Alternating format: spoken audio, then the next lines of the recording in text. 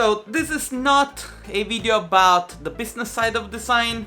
This is one of those videos where I'm going to share with you a little bit of my life, if you like. Last week, my cousin Diego and his girlfriend Gabri came to visit me in Israel, and we decided to take a road trip to the beautiful city of Petra. And what you're about to see is a little summary vlog of this little adventure together.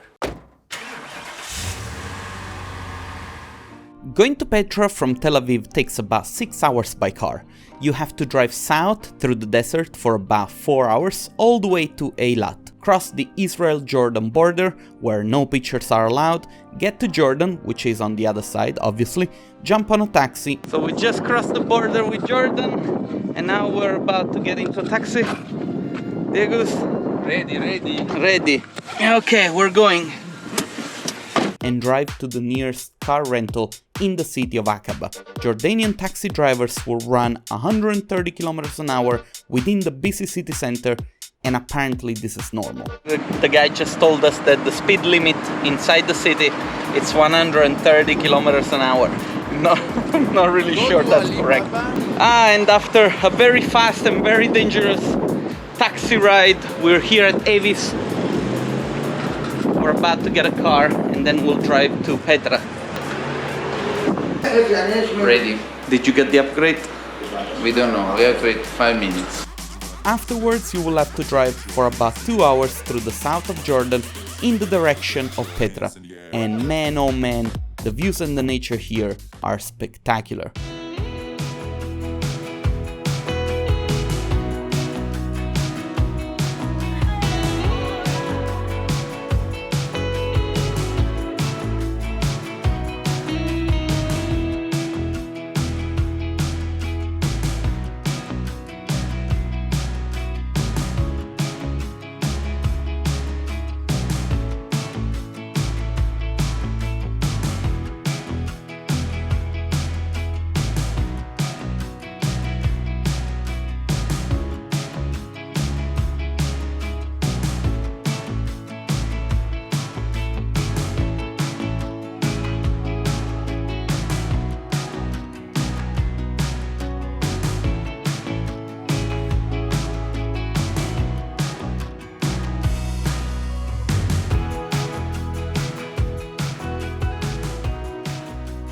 About 2 hours later, you will get to the city of Petra, and if you're lucky enough, you will just be in time for dinner. How long did it take you? How long did it take us? 2 hours. Less. After a good 2 hours, we arrived to the hotel. Hey, don't forget anything inside. God, this is like, there is a lot of echo here.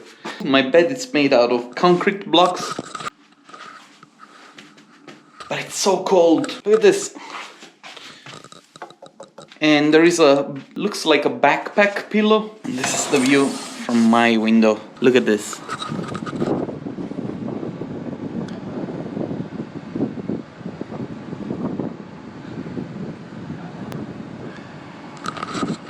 This is beautiful, huh? On the second day, we decided to get up very early, around 6 o'clock in the morning. We grabbed a quick coffee and we headed out to discover the old ruins because we wanted to be first and we didn't want to get stuck together with a bunch of tourists. However, we were not that lucky. We were definitely not the first ones to get in line, and there was a lot going on already at 7 o'clock in the morning. Okay, so this is our first official day here in Jordan, although we were driving yesterday. Good morning, guys, how are you? We are ready to go to Petra, climbing 20 kilometers. Fabio will be slimmer than ever. Yesterday you said it was only 700 meters. Now it's 20 kilometers. I'm gonna be sweaty. Look how beautiful the view is from our place.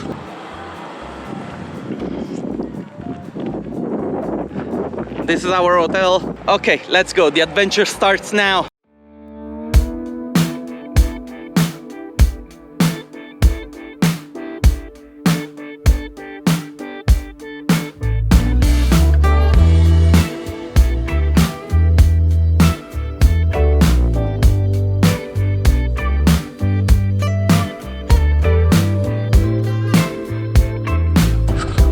looks like a long way.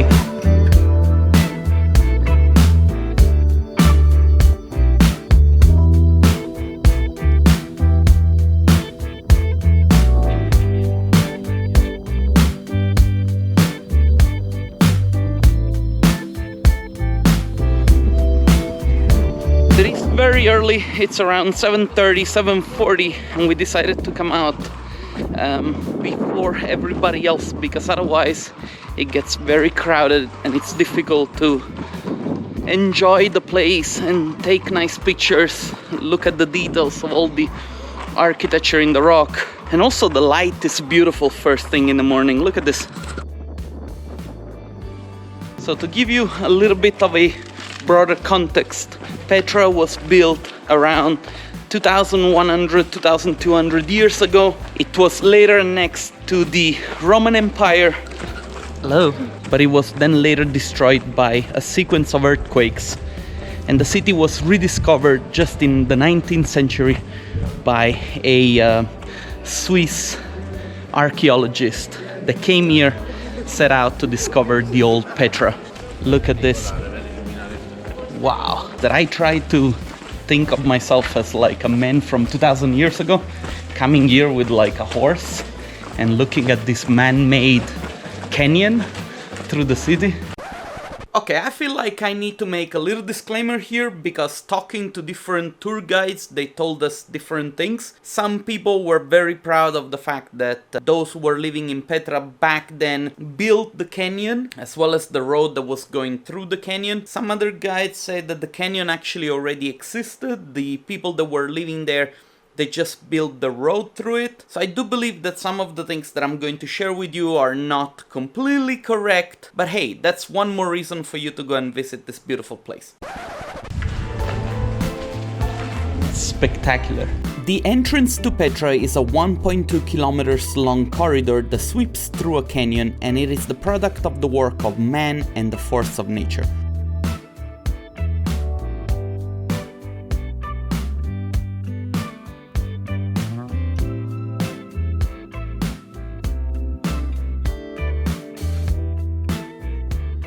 Walking down this way, a kid of the 80s like me cannot do without singing the Indiana Jones theme every time one of these horses and carriages pass by.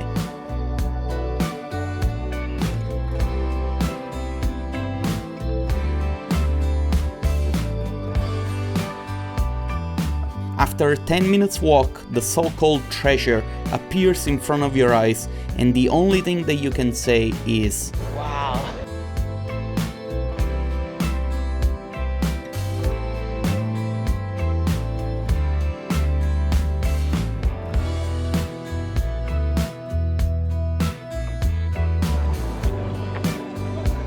Now we're gonna try and go up that way, all the way up there, to try and take good pictures of the treasure, that's what it's called.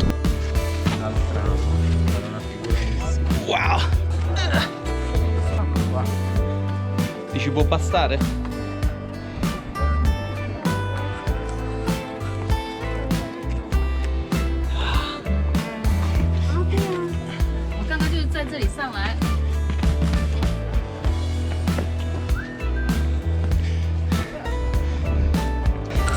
Okay, we made it to the top.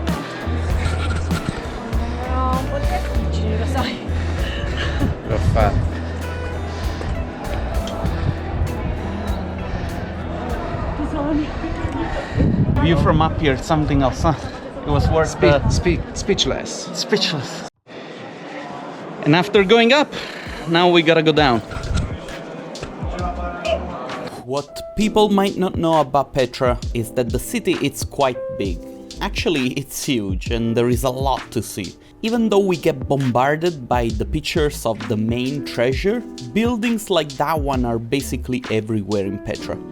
You can literally walk for hours and hours and wander around this place, getting your feet full of sand and your face burned under the Jordanian sun, and there will still be a lot to see. Now, for the major part, usually when people talk about Petra, they talk about the building called the Treasure, which is at the very entrance of the city, about a kilometer away from the ticket office. The reality is that once you get inside the city of Petra, there are so many hidden architectural marvels which are carved in the mountain that are basically a couple of thousands years old, and they're just amazing. Look at this.